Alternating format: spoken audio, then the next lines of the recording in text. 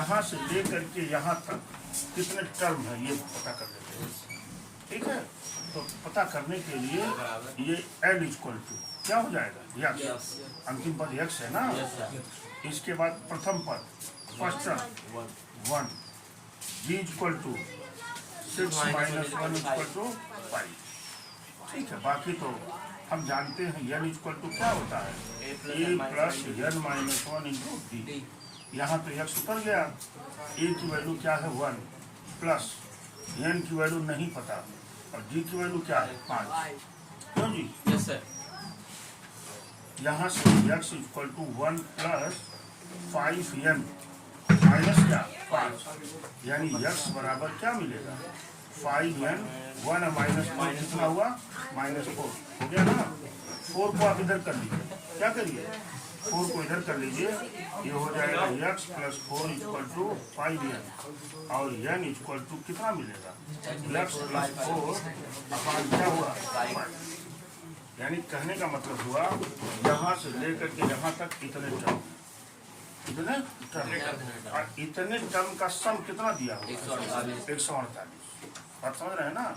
हम फार्मूला लगाते हैं और देखिए फार्मूला लगाते हैं, फार्मूला क्या है, यस आएगा उससे भी थोड़ा सा हमारा कैलकुलेशन बढ़ेगा, और चूंकि एल की वैल्यू पता है तो कैलकुलेशन लगा देते हैं।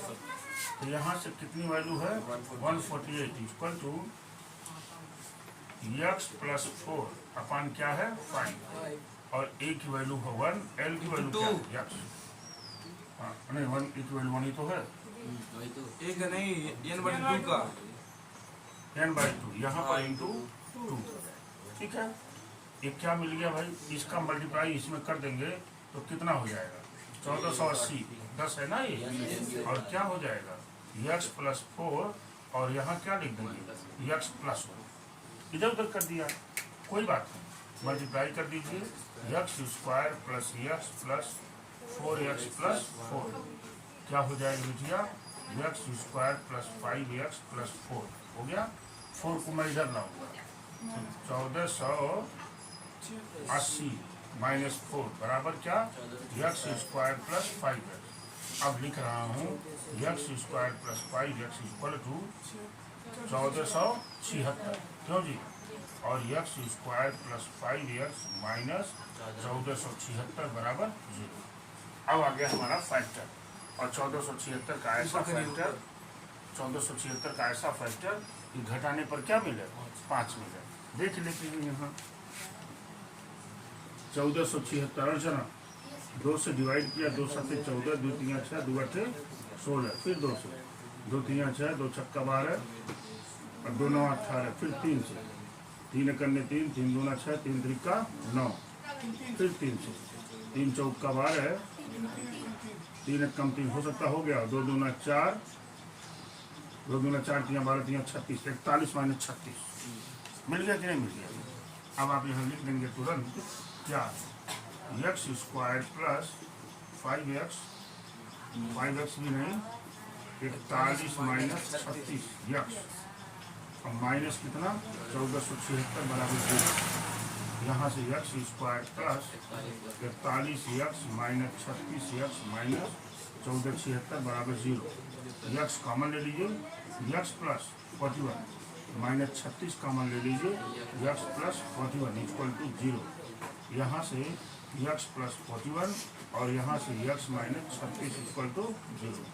यहाँ से एक बार इसको लिखेंगे है ना, x इक्वल टू माइनस 41 और x minus 36 equal to 0, x equal to 36, 2 answer आएंगे। This is your answer. बंद करिए, ध्यान दीजिएगा, मैंने बताया बेटा 3 संख्याएं जो समांतर श्रेणी में, 3 नंबर्स ऐसे हैं जो पहले से अर्थमेटिक प्रोग्रेशन में है, जिनका योग 24 है तथा उनके वर्गों का योग 200 है, संख्याएं ज्ञात। ऐसे केसों में जब समांतर ऐसा कहेगा कि 3 संख्याएं समांतर श्रेणी में है, 4 संख्याएं समांतर श्रेणी में है, तो उनकी संख्याएं हम ऐसे लेते हैं, बताया था आपको। देखिए मैं क्या लिखूंगा यहाँ, अच्छा सॉल्यूशन लिखूंगा, लिखेंगे माना, देखिए माना 3 संख्याएं, ध्यान दीजिएगा, माना 3 संख्याएं, पहली संख्या a मान लीजिए, दूसरी संख्या ए प्लस डी, तीसरी संख्या A plus 2D। ये देखिए ऐसे ऐसे ऐसे कंसिडर करना है आपको। अभी आप इसमें से इसको घटाएंगे डी मिलेगा, इसमें से इसको घटाएंगे डी मिलेगा। देखिए हर जगह इन तीनों संख्याओं का जो डिफरेंस है वो समान है, तभी तो समांतर श्रेणी होगी। अब आप यहीं पर लगा दीजिए अकॉर्डिंग टू क्वेश्चन। क्या लिखेंगे? अकॉर्डिंग टू क्वेश्चन माने अकॉर्डिंग टू क्वेश्चन क्या कह रहा है? जिनका योग 24 है सबका सम कर दीजिए। देखिए ए प्लस डी प्लस ए प्लस 2d बराबर कितना है? 24। हो गया कि नहीं? ए कितना हो गया? 3a प्लस 3d बराबर क्या होगा? 24। यहाँ 3 कॉमन ले लीजिए, क्या मिल जाएगा? a प्लस डी बराबर 24 और 3 से इसको डिवाइड कर देंगे, क्या मिल जाएगा? a प्लस डी बराबर 8। इक्वेशन 1 मिल गया कि नहीं? मिला कि नहीं भाई? आगे कह रहा है जिनके वर्गों का योग क्या है? 200। वर्ग कर दीजिए।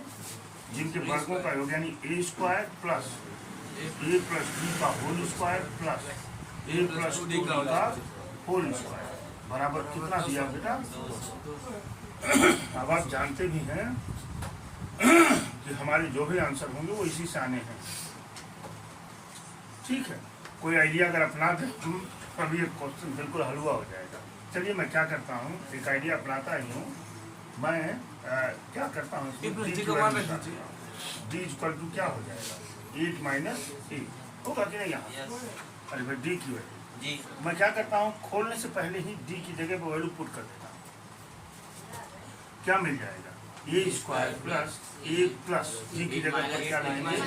8 माइनस ए प्लस ए प्लस 2d माने 16 माइनस 2e का होल स्क्वायर बराबर कितना हो गया? 2। देखिए कुछ आसान मैंने कर दिया है। क्यों? आगे अब ये माइनस है और प्लस है, क्या हुआ? कैंसिल हो गया। यहाँ क्या लिख सकते हैं? यहाँ हो सकता है ए स्क्वायर प्लस 8 बचा हुआ है, 8 का स्क्वायर कितना हो गया? 64। ठीक है, प्लस यहाँ पर क्या आ जाएगा? 16 माइनस ए का होल स्क्वायर। देख रहे हैं ना, एक घट जाएगा, क्या बचेगा? 16 माइनस ए का होल स्क्वायर बराबर क्या है? 200। मुझे एक ही स्क्वायर करना पड़ेगा। क्यों? ए स्क्वायर प्लस 64 प्लस जरा करिए 16 का स्क्वायर कितना हो गया? 256 प्लस यहाँ कितना हो जाएगा? ए स्क्वायर माइनस कितना? 32 बराबर कितना? 200। ठीक है, ए कितना हो गया? 2a।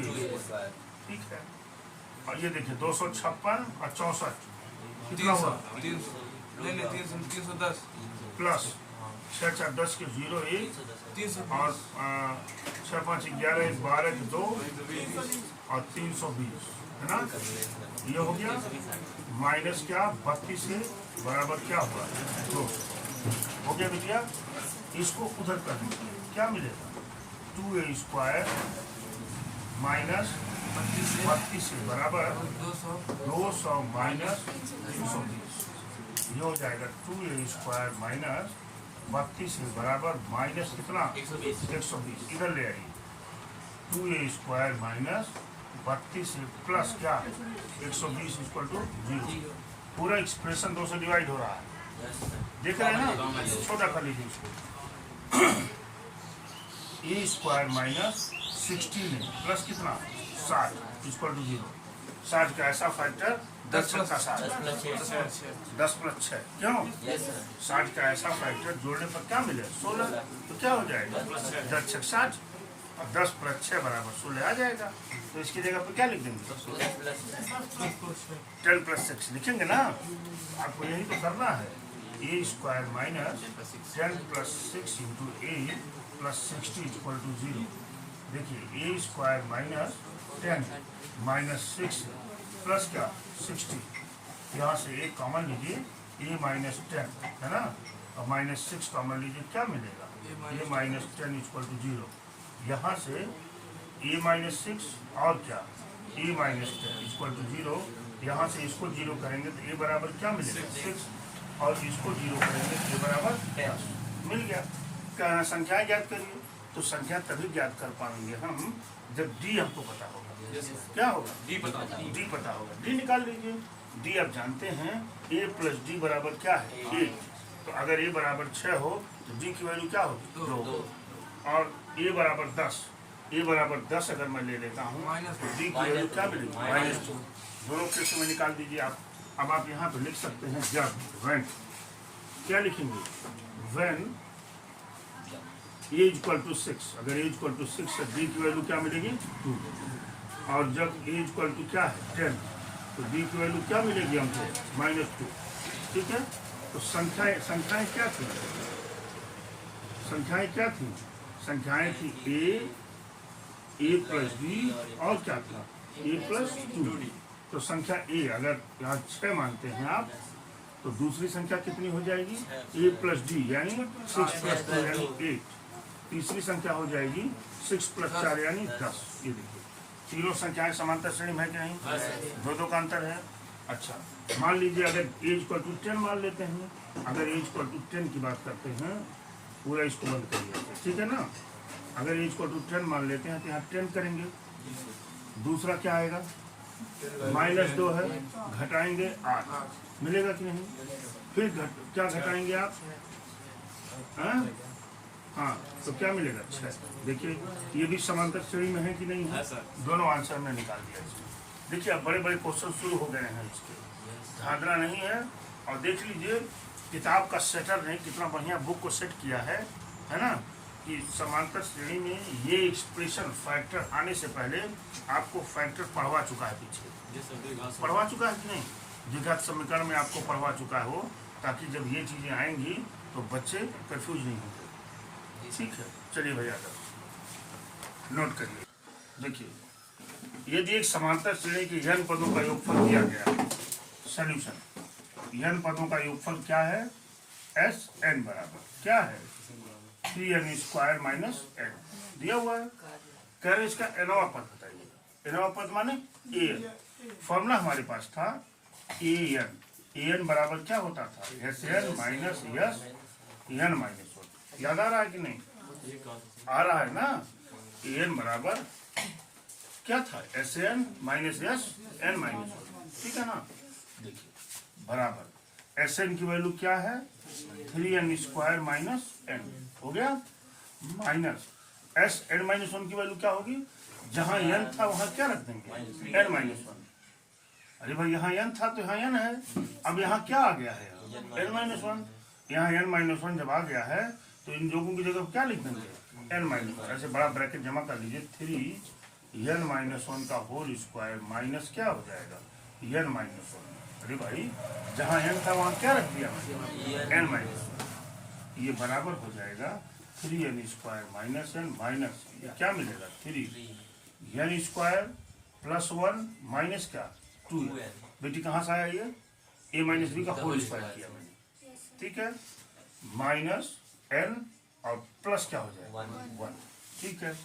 अब देखिए 3n square minus n minus गुणा करिए 3n स्क्वायर प्लस 3 माइनस 6 और क्या है माइनस n प्लस 1। मैंने कर तो सब दिया और सिंप्लीफाई कर लेते हैं। 3n square minus n minus आने दीजिए, देखिए 3n स्क्वायर तो अकेला है और 6n और माइनस n माइनस 7n और 3 और प्लस 4 क्या हो गया 4, ठीक है। अब मार्क को बदल दीजिए 3n square minus n minus क्या 3n स्क्वायर और प्लस 7n माइनस 4 हो गया। ये देखिए plus 3n square minus 3n square cut गया और देखिए 7n में से एक n घट जाएगा, क्या बचेगा 6n माइनस 4। ये क्या हो गया n निकल गया। अब ये क्या कर रहा है पहला पद बताइए। आप बड़े आराम से कह सकते हैं कि अगर हमको an पता हो, क्या पता हो an बराबर क्या है 6n माइनस 4। तो इसमें अगर हम n इक्वल टू 1 रख दें तो पहला टर्म निकल जाता है, बताया थे आपको ना। तो n इक्वल टू 1 रखिए तो a1 बराबर क्या होगा 6 into 1 माइनस 4 यानी a1 बराबर क्या मिलेगा 2 मिलेगा।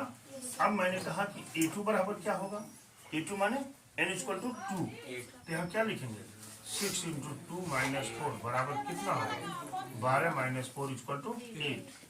यानी पहला पद तो 2 हो गया, लेकिन तीसरे में ये क्या पूछ रहे हैं, सार्वांतर बता दीजिए बेटा। क्या कह रहे हैं, सार्वांतर बता दीजिए। सार्वांतर डी बराबर कैसे निकलता है, दूसरे पद में से पहला पद माइनस करते हैं। दूसरा पद तो 1 मालूम है, पहला पद क्या है 2 बराबर 6। आंसर हो गया ये। ठीक है, हम चाहे तो इस क्वेश्चन को अभी एक और तरीके से लगा सकते हैं। हमने बताया भी था आपको इसके पहले, कहिए तो उसी को उसको ही बता दें, बता दें उसको भी। आइए देखिए, उसको भी ऐसे भी आप कर सकते हैं। जैसे मैं क्या कह रहा था, देखिए अब आपके ऊपर है कौन सा आसान है। देखिए एस एन बराबर क्या है, याद आ गया, n बराबर 3n स्क्वायर माइनस एन, है ना। n इक्वल टू 1 2 3, है ना। पुटिंग करिए पहले, पुटिंग n इक्वल टू 1 2 3 रख दीजिए। तो 1 जब रखेंगे यानी यस 1 बराबर क्या मिलेगा भाई, 3 माइनस 1 बराबर क्या हुआ 2। यस 2 रखिए, 2 बराबर तो क्या मिलेगा 3 इंटू 2 का स्क्वायर माइनस का मिलेगा ना। यस 2 बराबर क्या मिलेगा 2 2 4 दिया, 12 में से 2 गया 10 मिल गया। अब हमने कहा बेटा यस 3 क्या होगा, तो आपने कहा सर यस 3 रख दीजिए। तो ये क्या हो जाएगा, 3 रखने पर 3 3 9 3 27 माइनस 3 3, तो ये कितना हो गया 24। ठीक है, ये क्या है पहले पद का S1 माने पहले पद का सम, पहले पद का सम माने पहला पद, पहला पद पहले पद का सम माने क्या, ये S1 बराबर जो होता है वो A के बराबर ही हो जाता है। तो यहाँ से फर्स्ट टर्म कितना हो जाएगा आपका 2 हो जाएगा, हो गया। अब S2 क्या है, S2 माने देखिए ऐसे लिखा हुआ है, ये ऐसे मैंने 3 पद बना दिया है, 3 पद बना दिया। पहला पद तो 2 है, ठीक है। अब इसका सम किसके बराबर है 10 के, इसका सम इसके बराबर है भाई, 10 के S2 है ना। S2 माने 2 पदों का सम, तो एक पद तो 2 है, तो दूसरा क्या होगा 8, तभी 10 हुआ। अच्छा, तीसरे पद का सम कितना है 24, यानी इसका तीनों का सम कितना है 24। तो अगला टर्म क्या है 14। ये देखिए मिल गया आपको। अब आप ऐसे चलेंगे आंसवान कहाँ तक, एनवा पर बताना है आपको। अरे भाई वही तो पूछ रहे हैं ये। तो अब आप क्या करिए, यहाँ क्या करिए, ए एन बराबर क्या फार्मूला है, a plus n minus 1 into d. ये देखिए ए की वैल्यू निकालेंगे आप, ए बराबर क्या है 2, एन की वैल्यू नहीं पता और डी की वैल्यू क्या है 6। अरे भाई 8 में से 2 गया 6, क्या बचेगा 2 प्लस 6n माइनस 6 यानी 6n माइनस 4। आया था कि नहीं इधर, यहाँ तो तुरंत आ गया। यहाँ क्या करेंगे देखिए, उत्तर पहला लिखना चाहें एनवा पद एन बराबर क्या हो जाएगा 6n माइनस 4। दूसरा पहला पद लिखना चाहें तो आप 2 लिख दीजिए, और तीसरा सर्वांतर लिखना चाहें तो सर्वांतर डी बराबर आप लिख सकते हैं 8 माइनस 2 इक्वल टू 6। देखिए तुरंत आ गया, बल्कि इसमें लंबे प्रोसेस है, उसमें छोटा प्रोसेस है। You are free to do anything, कुछ भी करने के लिए आप स्वतंत्र हैं। आप नोट क्यों करो भाई। देखिए n पदों का योगफल का मतलब क्या होता है Sn। Sn बराबर क्या है बेटा 3n स्क्वायर प्लस 4n। हो गया। अब मैं क्या करता हूँ, यहीं पर आपको यस n माइनस 1 निकाल देता हूँ, एक साथ नहीं करता। S N minus 1, S N minus 1 का मतलब अर्चना जहाँ जहाँ n है वहाँ वहाँ क्या रखते हैं n माइनस 1। तो देखिए यहाँ 3n माइनस 1 का होल स्क्वायर हुआ कि नहीं, अब प्लस 4 n की जगह पर n माइनस 1 हो गया बराबर 3, इसका होलिंग स्क्वायर कर दीजिए, a माइनस बी का होल स्क्वायर क्या होता है a square plus B square minus 2n, ये तो हो गया। प्लस यहाँ पर 4n माइनस क्या होगा 4। क्लियर हो गई बात, ये मल्टीप्लाई कर लीजिए 3n square plus 3n minus 6n plus 4n minus 4। एक साथ सॉल्व कर लेते हैं इसको, ठीक है।